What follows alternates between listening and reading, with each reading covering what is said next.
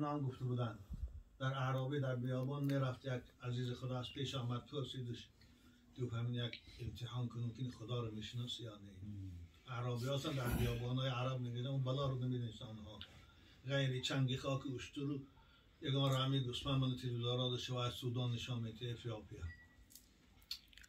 ثانی با پرسیدش سلام کرد، احوال پرسی کرد که بندی خدا تو در این بیابان هستی، از شر دور، از مدنیت دور، از علم دور، تو خدای خودت میشناسی؟ آفریدگار خودت میشناسی؟ ثانی چی گفت؟ میشناسم، الحمدلله من خدامو میشناسم. گفت بیابانی بود، مثل امروز عصری 21 بار صاحب مدنیت عالی و صاحب عنوانهای اکادمیکی و دکتری و پروفسوری نداشت. یک بهمردی چند روش نقابش کشیده بود، ریشاش چرکین بدنه. اگه جا میشناسی گو خش از رست سوخی کرد شندام رو بود که من وقتا پیر شدم فراموش خاطرشون میبخشی اگه خطا کنم ما بوده عزیزا اینجا. و گو کاخی من بیابان بیرون پای پا رو میبینم، پای پای اشتره یا مثلا گرگای یا پای پای آدم های إذا كانت البعرة تدل على البعير وقتی که میبینم که پی پاس میفهمم که همینجا کسی رفتگی هست، آدم هست، فیل هست، یا که مثلا پوست که اشتر بینم میبینم که همینجا اشتر هست گذشتگی. خوب این آسمان به این بزرگی شد. این شبها من ستاره ها داریم فضای تازه میبینم، چشمام من میبینم این زمین با این چشمه هاش و با این کوه هاش و با این داخل کوه سیدها و حیواناش، این بیابان با این تپه های ریگهاش با این شمالهاش میشه و که گومن گویم که خدای خود پیدا بشه. این هیچ عاقل اینو قبول نمیکنه.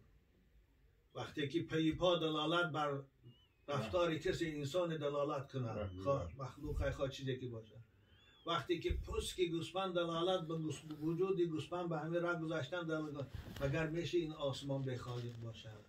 مگر میشه که این انسان ها خود از آچه به دنیا آمده باشند؟ نه نمیشه. خب وقتی که این تا است جزای اعمال حق است بشه. جزای اعمال روز قیامت برای بندگان حق است. خدا مرافعی سودی داره. همون خدایی که این عالم در هیچ جانب بود هستش کرد، ان همون خدا روز قیامت از نو بعد از نیست شدن با حس میکنه به صورت دیگر مرافعی سودی و ظالم ها اینجا آغاز میشن. تو به اینجا بسیاری ظالم ها ظلم کردن و قصاص ناگرفته برفتن و شهمیشه و استالین گویم که خلاص شد. نه، این میلیون ها آدم کشتن از مسلمان و غیر مسلمان و از اهل علم و از دانش و دیگرها. خدا قصاص نار. این دنیا ده ممکن نیست، به خاطر اینکه خداوند صبوره، میدانه که ثم الینا ترجعون، پیش من میبینی من قصاص از شما میگیرم. جناب شاعری هم هوای میگه لبی خشکی مظلوم را گو بخند که دندان ظالم خواهند. ان همان روز کسانی که در این دنیا به این کسل مبتلا شدن و خداشناس بودن، هر کاری که میکردن در دنیا برای پیشرفت زندگیشان انشاءالله اونا مقام شهادت دارن. اما کسانی که از خدا دور بودن، خدا را فراموش کردن، نعمتهای خدا را خوردن و شکرش نکردن، ثروت و بایگیری که خدا براشان داد و از حساب خوشان حساب کردن، خدا با اونها را پس عذاب سخت میکنه، انتقامش از اونها میگیره. این من المجرمین. من این آیت گاه میخونم بدون لرزه میگیره. این سخن یک پرزیدنت نیست، سخن یک سردار دولت نیست، این سخن خدایست که آفریدگار تمام موجودات هست. اذا اراد شیئا ان یقول له کن فیکون. اگر خواهد طرفت العین جهان بر هم زند، کس نمیداند که آنجا دم زند. بنابر این بیماری ها بازم میگیم امتحان است از جانب خدا. بنابر رسول اکرم به ما چی تعلیم کردن؟ شما را تاکید میگیم این دعای رسول اکرم فارسی هم باشه، گویه اللهم انی اعوذ بک من البرص والجذام والجنون و سیء الاسقام. خدایا من به تو پناه میگیرم از کسلی های گذرنده، مثل دیوانگی، مثل کسلی های پیسی میگفتن دورای قدیم، مثل که وباهایی که جامعه مبتلا میشن، ترخوش، از این کسلی ها خدایا ما رو میگردن. شما هم همیشه در نمازاتان دعا کنید که خدایا ما طاقتی عذاب تو نداریم. میدونیم که این بیماری را تو سبب عذاب گناه بنده ها فرستادی. خدایا ما را از این عذاب خلاص کن، ما را از این بیماری رهات، مبتلاها را خداوند شفات و تن صحت ها را سالم نگه دار. خداوند استای ما را خالص پیدا کن، فرزنداش عمر دراز و فی بین ذلک تحمل العذره. تو همون آدم هستی که اول 2 قطره آب پلید بدی، بعد از برآمدن جان از بدن یک نجاستی پلیدی بویناک بشه که خیشات از دیدارت بیزار نفرت میکنن. از بدن که برآمد جسد باید دور بشن. الان هم باشه تو هستی که در همین اشکم نجاستی بسیار پر کرده گشتی هستی. اگر هم در کشایان ولی بعضی جراح ها میگن وقتی زن یک اپراسیون رو بعضی رو میکشه میگه عبوی نجاسی زن همه خریزاش میکشه. همون هستی گفت تو چی هستی برای میگه چی کسی هستی گفت حضرت مولوی که اصلت از قطر منی لایق تو نیست منی. اصلا از 2 قطره آبی منی هستی. تو حق منی و دعوای کلامی نداری، من گفتن در حق نداری. اصلت از قطره منی لایق تو نیست منی. از رهی باو شدی که برو منی ها چی کنی. از کجا بدی؟ از راه پیشا.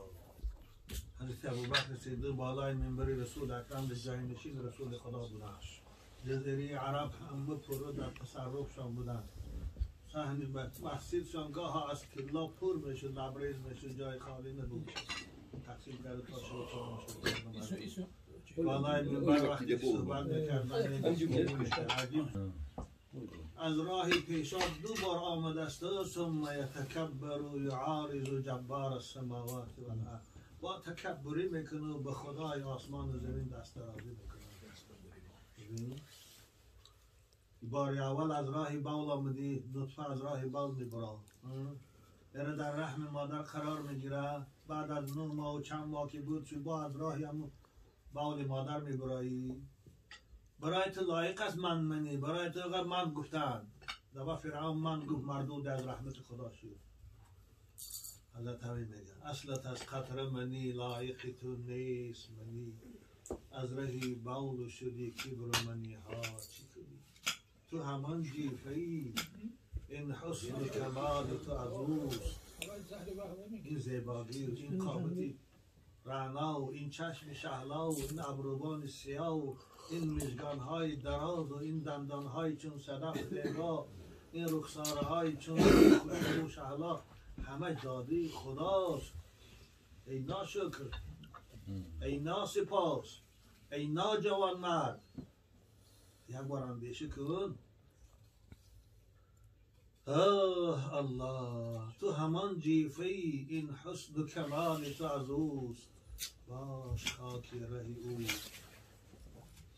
کبر منی ها چی میل به بالا چی همیشه خاکسار باش، خوش‌تواضع باش، همیشه بنده های خدا در رحمدل و مهربان باش. این منمنی و این غرور و این تکبری این خیلی تو نیست. از تواضع خاک مردم می شود، نوری نار از سرکشی گم می شود. من صدام حسین نگاه ها در تلویزیون می دیدم، غرور وقتی پادشاهی تکبرش داد. وقتی که می آمد همه گنرال ها در اطرافش استادش می آوردن می موندن خودش همه تو آسمان نگاه کرد. می آمد میشیش تاغله آخرش چه شد در دری تونلی و که بیانش حاجر نیسته. عاقل آدم از آقای عبرت میگیره. تماشا دیدن این صحنه ها برای خاطری وقت گذرانی نیست، تماشا برای خاطر عبرت تکلیف سعدی آدم در دیوار یک شعر حکمت آمیز نوشتگی باشه از وقت حکمت میگیره، از تماشا نیست. تو همان جیفه این حسن و کمال تو از روز، باش خاکی رهی او میل و بالا چی بنابرای خدا خیلی خوش تواضع شد نسبت به بیچاره ها و بیوزنا رحمدل شد. نمی خودش نشانی تواضع. خدا متواضعا رو دوست می‌دارد، خدا متکبرا رو دشمن می‌دارد. بنابر روز قیامت خارترین مخلوقی که از قبر میخیزه در عرصات قیامت میبیا متکبره هست. حدیث صحیح رسول اکرم میگن یحشر المتکبرون کالذری، زر شد این دام میدونن مرچی از همه خوردگی که دارن میگرده که میشون میشه بگیم نمیبینیم. خداوند متکبرها و سرکشا رو هم خیلی خلق میکردن به خاطر این تکبری که در زمین کردن، بالاشون به علی خلایق می آمده میرفتن. تو این خارج کشکی دنیا ده دیگرها رو تو نظرت نمیگیری، دیگرها رو به نظری تحقیر نگاه میکردی، دیگرها رو به نظری پس نگاه میکردی. این خارج خدا نگه دارد. بلندی باید تواضع گزین. اگر میخوای که در بین مردم صاحب آبرو شوی، مردم دوست داره، بیگانه خودی دوست داره، خوش تواضع. بلندی باید تواضع گزین که این با مرانه سلم جزید. سلم و مردبانی آبرو عزت در دنیا آخرت این خوش تواضع است. این صفتی پیغمبرها هست، صفتی حضرت آدم هست. اما تکبری و منمنی و غرور این صفت شیطان است. خدا نگه دارد. میگم من که استاد کجا شد؟